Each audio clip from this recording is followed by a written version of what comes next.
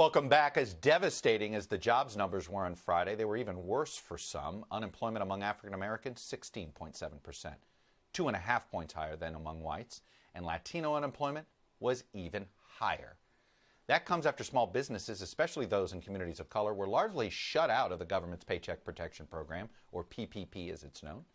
Well, enter billionaire businessman and philanthropist Robert F. Smith, who is taking steps to make sure that minority-owned businesses get their fair share of funds in Phase 2 of the PPP program. And Robert F. Smith joins me this morning. Mr. Smith, thank you for coming on. Let me just start with this observation and get your big picture take. When you look at what this pandemic has done, is in some ways it's been an MRI on inequality, whether it's on health outcomes for communities of color, or now we're seeing the economic impact. It's communities of color that are getting hit first. Knowing that going forward, what does our rescue plan need to look like as far as you're concerned? Sure. And Chuck, thank you for having me on the program this morning. You know, as a good friend of mine has said, this is a pandemic on top of a series of epidemics. And I think the important thing that we have to do is continue to rally as Americans to come with real, lasting, scalable solutions to enable the communities that are getting hit first, hardest, and probably will take the longest to recover with solutions that will enable their communities to thrive again. We were coming into a period of time, quite frankly, in America where we were actually getting some economic activity back in these communities. So I'm thinking and working with a number of folks in Washington, with community leaders, with fintech companies, including one that we own, to enable these banks to really drive some economic opportunity back into these communities.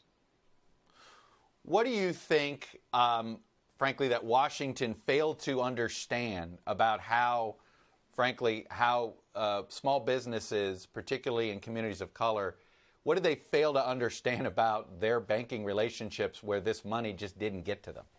Well, what's interesting, I wouldn't necessarily say it's a failure to understand. And in fact is we just had an erosion of what I term as a capillary banking system in America. Many of these small communities, urban, rural, aren't being banked by the larger institutions. And what actually gets to these small businesses are these community development financial institutions, the minority development institutions, depository institutions. We call them CDFIs and MDIs. And these are the capillary banking systems that actually get to these customers, these small businesses, and they didn't have access going into this program, the PPP program, to the SBA in many cases. But I will say that through, frankly, leadership in Washington, we've had people like Ivanka Trump and Senator Mnuchin who've been very engaged in this process with me and a number of community leaders to build out and rebuild and fortify some of the infrastructure for these CDFIs and MDIs. So they now, in this second wave, have had access to the PPP funding. And hopefully, if we get this right, which we are all determined to, we will leave permanent infrastructure so these institutions now have the capacity to drive regenerative capital back into those communities. Go even bigger picture for me. In the rescue plan that Congress put out there the first time, that it's essentially put $6 trillion in play, $4 trillion in the credit markets with the Fed, $2 trillion in actual cash, and yet now it looks like they underestimated the total calamity here. Do you see the next round being more like the first, or do you think it needs to be reimagined? I think it needs to be reimagined. We have to take this opportunity to reinvest in our business infrastructure, in these small to medium businesses, in our banking infrastructure, and what I call these capillary banking systems, so that we can actually emerge out of this even stronger. We have to invest. I'm in the world of software, as you know. We have to invest in technology and software so that the banking systems these capillary banking systems are more efficient. They have more access to capital. They have more transparency. They actually then can engage with these businesses that are in the communities that are frankly underbanked and in many cases not banked at all. 94% of African American businesses, for instance, are sole proprietorships. 70% are underbanked, or there are no banks. We have banking deserts in these communities. And so we would be remiss if we didn't take a significant portion of capital to reinvest in the infrastructure, delivering capital back into those businesses, and frankly, reinvest in those businesses and give them technology and capabilities so there's more transparency, visibility, and giving their businesses an opportunity to grow, scale, and operate more efficiently. So it is our opportunity, even though we're in a challenging time. And, my heart goes out to many families who've lost people. And the fact of the matter is our first responders, a lot of them are coming from our communities. We have to reinvest so that when we come out of the back end of this pandemic, we're actually in a much better position. I don't want to see us going back to the same position where we were, where we had these underbanked and these banking deserts in these communities. Let's talk about the social compact here. Would you blame many members in the Hispanic and African American communities to look at this pandemic, look at sort of the impact on their communities, and go, well, here we go. We're the ones taking the brunt of this. We're the ones taking the economic brunt. Once again, government let us down. Are you concerned that distrust could really become a societal problem going forward? Like all things, trust is built a thread at a time, a conversation at a time. Maybe I'm just a born optimist, but, I've noticed and seen that people are now rallying around the communities and supporting the individuals in the communities who are actually having challenges. I'm also hearing, because I have the great opportunity to talk to anyone who really wants to listen, and that folks in Washington, both sides of the aisle, when you're having the conversations, they have similar concerns, issues. They often approach it in different ways. But I think, getting together and having conversations like we're having with, Speaker Pelosi, Senator Schumer, Senator Scott, Senator Warner, Senator Booker, et cetera, along again with the White House and with Secretary Mnuchin, we're actually making, I think, great progress in terms of, okay, here's how we turn this pandemic and try to really build infrastructure, access. I look at now the PPP program, the average loan size is now like 79,000. Guess what? We need to get this next round average loan size of 20, 25,000, 15,000.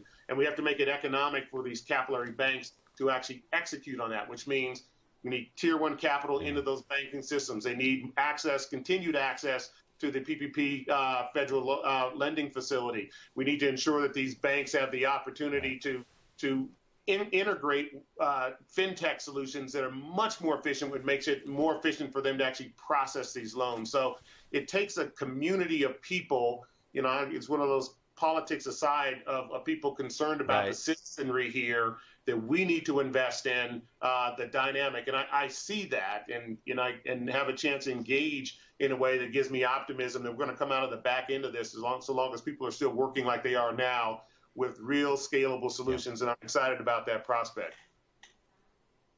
We are at basically about the 1 year anniversary when you were the commencement speaker at Morehouse and you took care of the entire graduating classes, student loans, took care of their debt, basically an attempt to try to deal with some of these generational inequalities.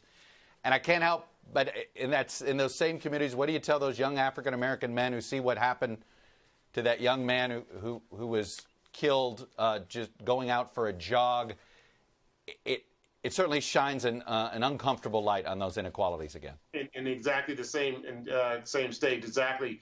What I tell them is, look, we have been in this country as a community over 400 plus years. I had the great fortune through a lot of help and people in my life to be able to provide a liberation to another 400 families in that context. And I tell them, look, focus on building systems that are scalable, that, bring your capacity as a human spirit into our government, into our justice system, into our world of technology, frankly, into our economic fabric of America. There are so many unfortunate events. We have to, what I call, beat down the hate, bringing, frankly, love and systems that actually help people understand that we are all humans. We're in this together. We've got to actually fight to ensure that our country continues to strive and accelerate. So that's the message I tell them. I want them to focus on education, focus on STEM, focused on, doing the things that are the right elements around human rights and justice in the country that we live in. And I hope that message resonates with them. And I've frankly, hopefully giving them an opportunity to do it without the burden of debt that gives them a chance to now express their best selves in the work that they do. Robert Smith, thanks for coming on Meet the Press, sharing your views on how we can move forward after this pandemic is behind us. Much appreciated. Thank you, sir. Thank you for inviting me. Hello from Washington, I'm Chuck Todd, and thanks for checking out the Meet the Press channel on YouTube. Click on the button down here to subscribe and click over here to watch the latest interviews, highlights, and other digital exclusives.